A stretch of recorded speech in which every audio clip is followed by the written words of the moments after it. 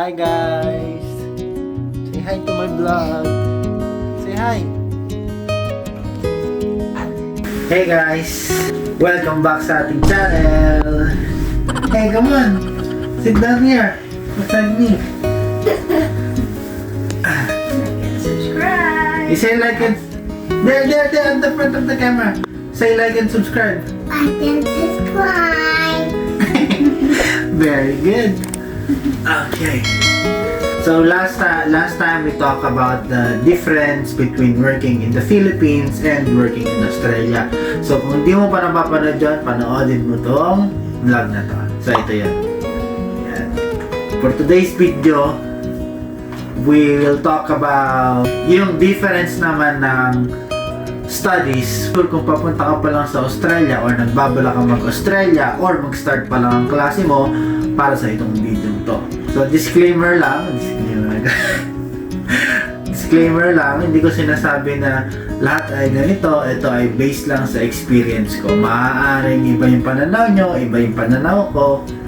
Kaya hindi ibig sabihin mali kayo or mali ako. Yan, meron din silang 2 semesters, meron din silang tri-semester. Ang school ko nga pala ay University of Newcastle, Australia. So ayan, let's start dun sa kung gaano kadalas yung pasok ko dito sa Australia. So, syempre, like the other university, like the other school, you have to allocate your schedule. So, ikaw din maglalagay kung anong gusto mo. Pero usually, ang schedule ko is 1 to 2 days lang per week. Usually, I put it on Friday. Dito, ang isang subject is 10 units. Okay? So, sa isang semester, meron akong 4 subjects. Hindi nila tinatawag na subjects yun. Tawag nila doon is course. Meron akong 4 courses sa isang term. Ganyan. So, ayun, 1 to 2 days lang ang pasok ko per week. Ganun ang ginagawa ko. Whole day ng Friday.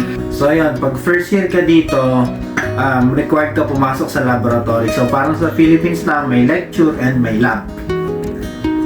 Yung lecture, hindi ka required na magpunta kasi meron silang recording. Tapos, pag laboratory naman, yun yung required ka pumunta. Pag first year ka, required ka umattend ng laboratory. May attendance kasi. So, yung attendance dito is application. Tapos, magsasign in ka. Ganun. Pero, kung second year ka na, sa second year, hindi na required yung attendance. So, pwede ka nang hindi pumasok ng lecture and lab. Tapos, pag hindi ka nakapunta, meron ka lang 3 times na pwedeng umabsent. Pagka naka 3 times ka na, fail ka na dun sa course na yun or sa subject na yun. So, going back sa second year naman, hindi required na mag-attendance ka. So, kahit hindi ka pumunta ng lab, hindi ka pumunta ng lecture, that's okay. As long as you are doing your assignment and assessment. Now, going to assignment or assessment kasi yung tawag nila dito. Sa atin sa Pilipinas, assignment, project, yan, yung dalawang yan, ang tawag niyan dito sa Australia, assessment. So, meron lang ba akong ilang assessment sa isang course or sa isang subject? So, dun sa isang subject, meron lang akong 3. 3 lang siya. Assignment 1, assignment 2, quiz, final exam. So, 4. So, 2 assignment, isang quiz, isang final exam. The whole semester na yun. Yun na yun. Yung 4 na yun. So, usually 15% ang assignment, 15% yung isang assignment. Tapos, yung quiz ay 20%. So, 50. So, yung formal exam is 50. So, 100. Tapos, yung final exam dito, depende ulit. Yung course ko ngayon sa design is magsasubmit ka lang. So, madali yung design kasi as in sobrang dali lang yan. Para siyang elective lang siya, pero para siyang yung alam mo yung subject na okay lang kahit hindi mo magawa, okay lang kahit gawin mo, pero syempre ginagawa ko. Yung final exam ko doon is magde-design ka lang magde-design ka gamit yung Illustrator, tapos papasa mo. Tapos doon naman sa isa kong exam, alas ganyan din siya, 2 assessment, parehong grouping sa 2 assessment siya, ay isang assessment, Ano ba? Oh, dalawang assessment, isang final exam, so tatlo lang. So yung dalawang assessment na yung groupings. Tapos yung isa, yung final exam mo is online. So hindi siya masyadong complicated. Tapos yung dalawa ko naman subject, ganun din, pero face-to-face exam sila. Kung papunta ka pa lang sa Australia at gusto mong mag-aaral dito, I hope sana makatulong sa iyo yung mga sinabi ko dito. Kasi nung nandyan ako sa part ng nag-a-apply pa lang ako in my application year or state, basta nung applicant pa lang ako is nag-wonder ako kung kakayanin ko ba yung school, kakayanin ko ba yung work dito, kakayanin ko ba yung language barrier, kung paano ba yung pag-aaral dito sa Australia. Believe me, if you done that in the Philippines, you could do better here in Australia. Things here are different. Well, Not complicated. not complicated. You don't need to memorize anything.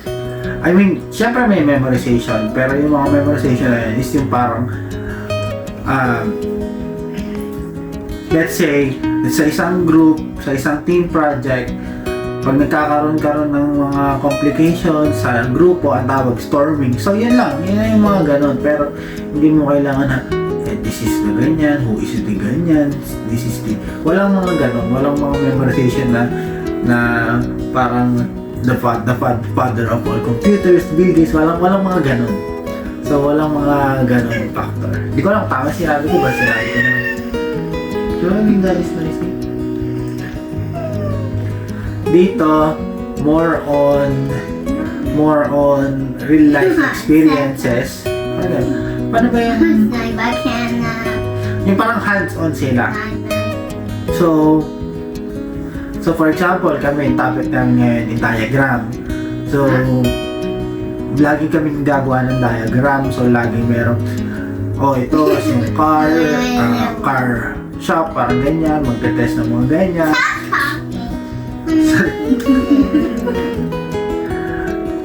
So, ayan, tatapusin ko na nga, nagagalit na yung anak ko. If you have some questions, don't hesitate to comment down below. Comment below. Comment below kung may tanong kayo at sana makita ko kayo sa susunod na video kung meron man. You say like and subscribe. Can you say like and subscribe? Can you say like and subscribe to Daddy's cellphone? Can you say like and subscribe?